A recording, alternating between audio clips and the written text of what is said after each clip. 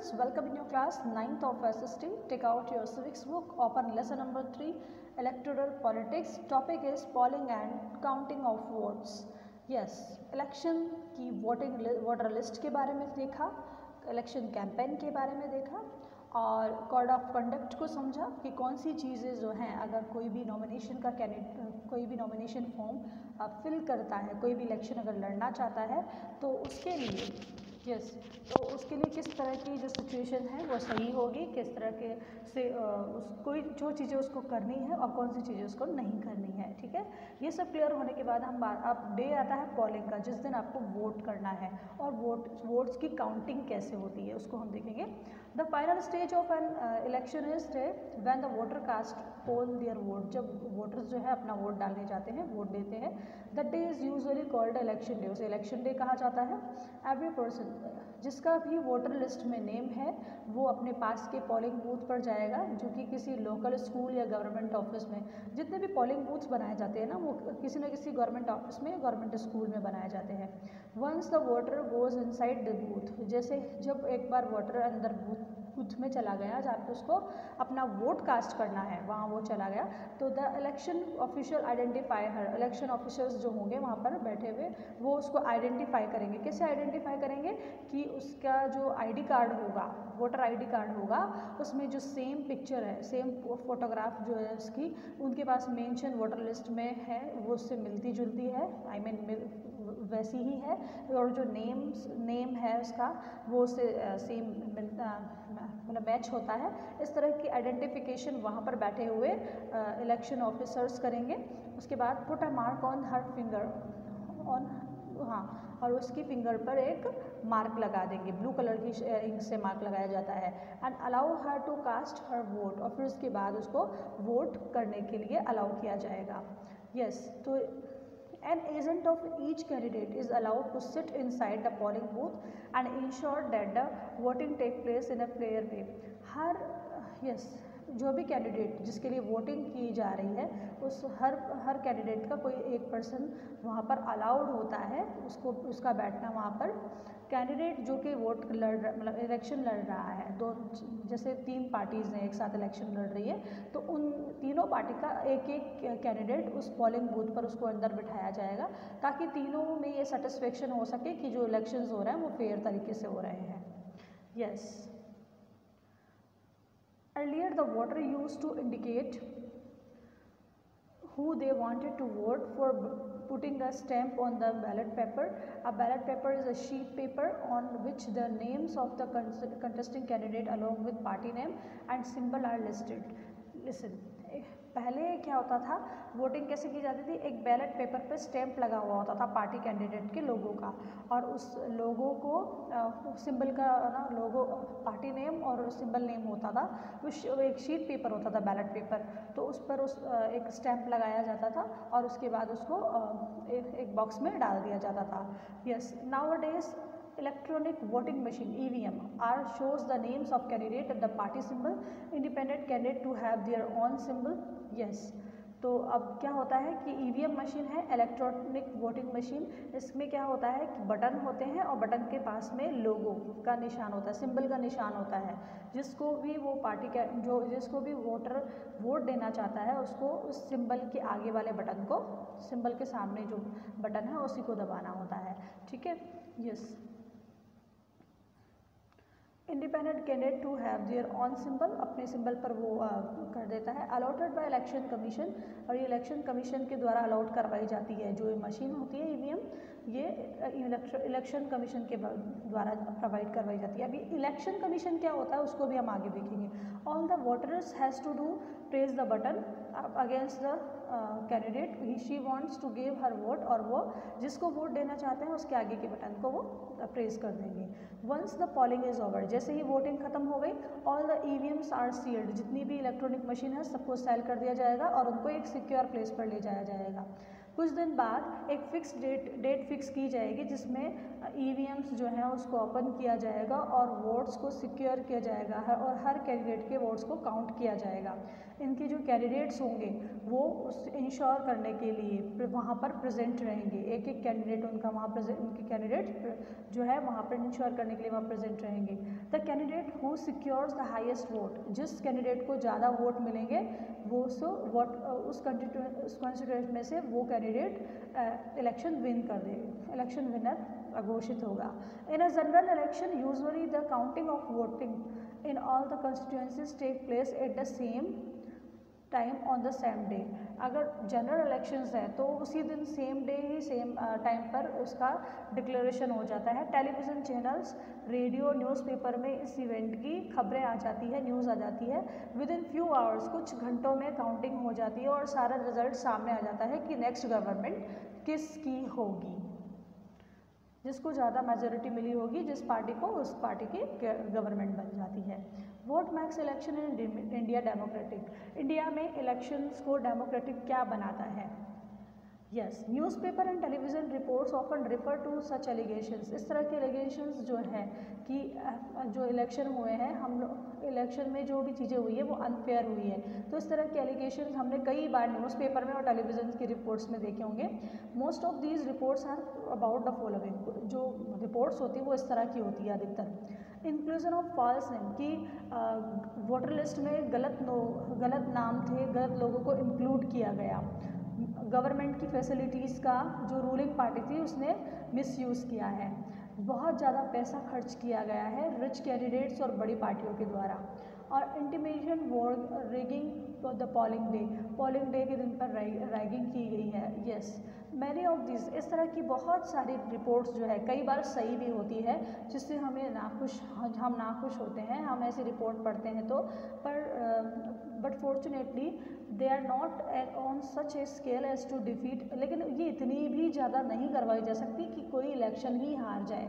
Yes, तो इससे ये होता है कि this becomes clear if we ask a basic question. अगर हम एक कुछ बेसिक क्वेश्चन करते हैं, can a party win election and come in power not because it has popular support but through electoral manipulations. क्या कोई भी पार्टी पावर में आ सकती है अगर उसको पॉपुलर सपोर्ट नहीं मिलता है और कुछ इलेक्ट्रॉनिक जो वोटिंग होती है उसमें अगर कुछ भी इस तरह से मिसयूज़ किया जाए और क्या वो जीत जाएगी? तो पॉसिबल नहीं हो पाता। क्यों? क्योंकि अगर कोई किसी को सपोर्ट करता है तो इट मीन्स अगर लोगों में बहुत ज़्यादा पॉपुलर है कोई कैंडिडेट, तो इतनी वोटिंग्स आप सामने वाले कैंडिडेट के लिए नहीं ला सकते हो, ये पॉसिबल नहीं हो पाता है। Yes, now independent election commission. अब इंडिपेंडेंट इलेक्शन कमीशन क्या होता है? Now we will read about it. One simple way of checking whether election are fair or not is look to who conducts the election. ये चीज़ देखने के लिए कि election fair हो रहे हैं या नहीं हो रहे हैं, तो इन इलेक्शन को कंडक्ट कौन करता है सबसे पहले ये देखना चाहिए। आर दे इंडिपेंडेंट और ऑफ द गवर्नमेंट, क्या ये गवर्नमेंट के नीचे काम करते हैं या खुद ये जो इलेक्शन कमीशन होती है ये इंडिपेंडेंट होती है। और द गवर्नमेंट और the ruling party influence the process, के रूलिंग पार्टी का इन पर कोई प्रभाव होता है। Do they have enough power, क्या वाकई में इनके पास इनफ पावर्स होती है ताकि ये फ्री और फेयर इलेक्शंस करवा सके। एक्चुअली जो यूज़ होता है पावर का, क्या वो इस तरह से हो पाता है? Yes, answer of all this question is quite positive for our country. हमारी कंट्री में ये सारी चीज़ें पॉजिटिव है। कैसे है? In our country elections are conducted by an independent and very powerful election commission. हमारे कंट्री में जो इलेक्शन कंडक्ट करवाती है इलेक्शन कमीशन वो काफ़ी पावरफुल है। It's enjoy the same of independence that the judiciary. जिस तरह से हमारे इंडिया की जो न्यायपालिका है जुडिशरी वो स्वतंत्र है, उस पर किसी का कोई दबाव नहीं होता है, उसी तरह से इलेक्शन कमीशन भी पूरी तरह से स्वतंत्र है। उस पर किसी भी पार्टी का, चाहे वो रूलिंग पार्टी हो चाहे वो अपोजिशन पार्टी हो, किसी का कोई दबाव नहीं होता। इवन इलेक्शन के टाइम पर इलेक्शन कमीशन ही सबसे ज़्यादा पावरफुल होती है। Yes, election commissioner CEC is appointed. इसको इलेक्शन कमीशन को इलेक्ट करने वाले होते हैं प्रेसिडेंट ऑफ इंडिया। इंडिया का प्रेसिडेंट इसको इलेक्ट करता है। लेकिन एक बार इलेक्ट करने के बाद प्रेसिडेंट भी उसके मामले में दखल नहीं दे सकता। Election commissioner is not answerable the president of government. देख लो, ये लाइन है। Even if the ruling party और the government doesn't like the commission does what commission does. जो रूलिंग पार्टी है उसका भी उस पर कोई दबाव नहीं रह सकता। It's virtually impossible for it's to remove the CEC। इसको इस इम्पॉसिबल होता है कि इसको हटा दिया जाए। Very few elections in the world have such wide ranging powers. बहुत कम कंट्रीज़ में इस तरह से इलेक्शन कमीशन को इतनी पावर्स दी गई है।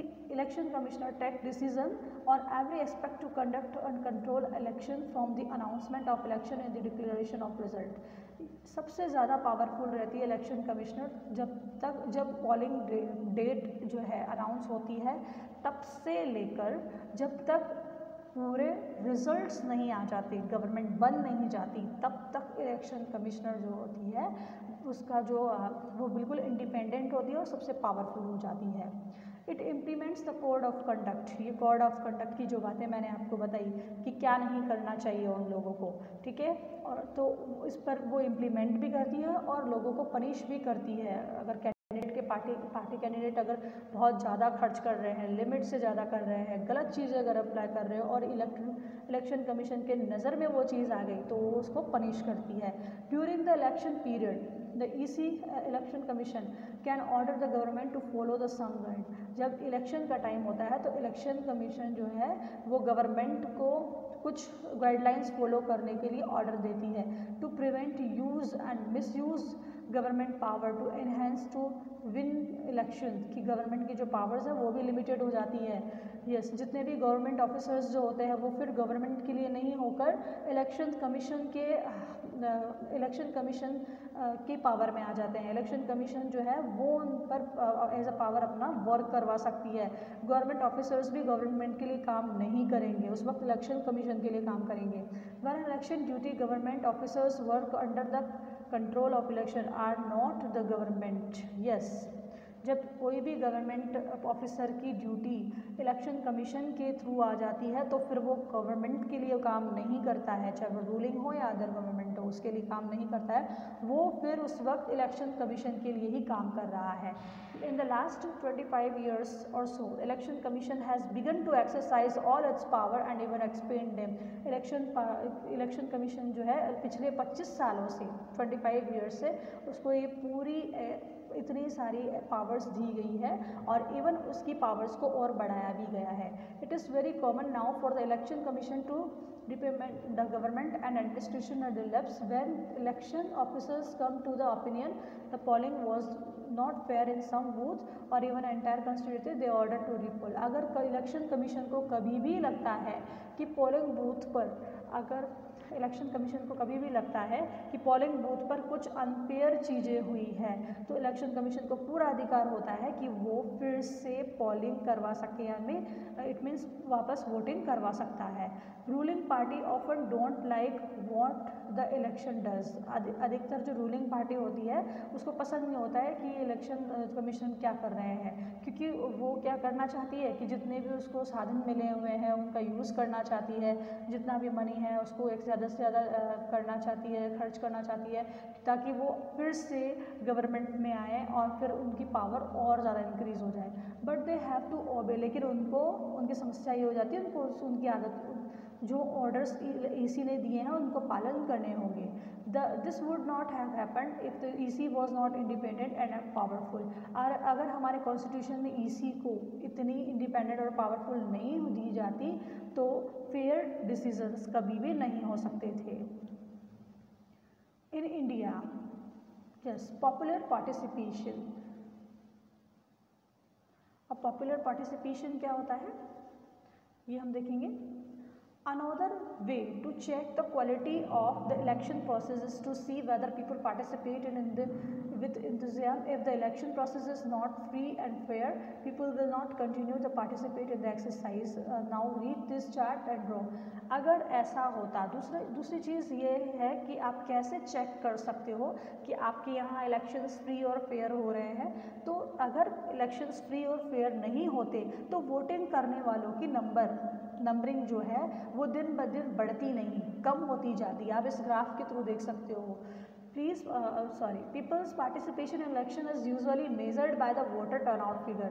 वोटर्स के फिगर से देखा जाता है कि लोग जो हैं इलेक्शन के पार्टिसिपेशन में कितने इंटरेस्टेड हैं. तो ये जो इंडिकेट करते हैं, वोट कास्ट करते हैं. ओवर लास्ट 50 ईयर्स में हमने जैसे देखा तो यूरोप और नॉर्थ अमेरिका जो है वोटिंग के आधार पर उनकी कंडीशंस गिरी है, जबकि इंडिया में ये जो है एक्चुअली ग्रोथ हुई है. Yes. Second, in India, the poor, illiterate and underprivileged people vote in a larger population. India के अंदर ये देखा गया है कि जो लोग गरीब हैं, जो इलिटरेट हैं, वो रिच और प्रिविलेज सेक्शन से ज़्यादा वोट कर रहे हैं, क्योंकि वो कहीं ना कहीं अपने जो कैंडिडेट है जिसको वो सामने लाना चाहते हैं उसके थ्रू ये चाहते हैं कि गवर्नमेंट हमारे लिए और अच्छी पॉलिसीज़ बनाएगी, तो वो लोग ज़्यादा इंटरेस्टेड रहते हैं. Yes. After that, third, common people in India attach a lot of importance of election. जो कॉमन लोग हैं, सामान्य वर्ग के जो लोग हैं, वो इसकी इम्पोर्टेंस से ज़्यादा अटैच्ड है.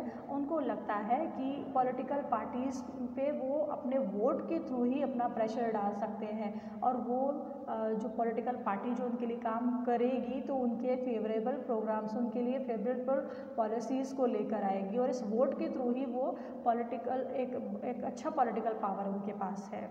Have a nice day. Bye.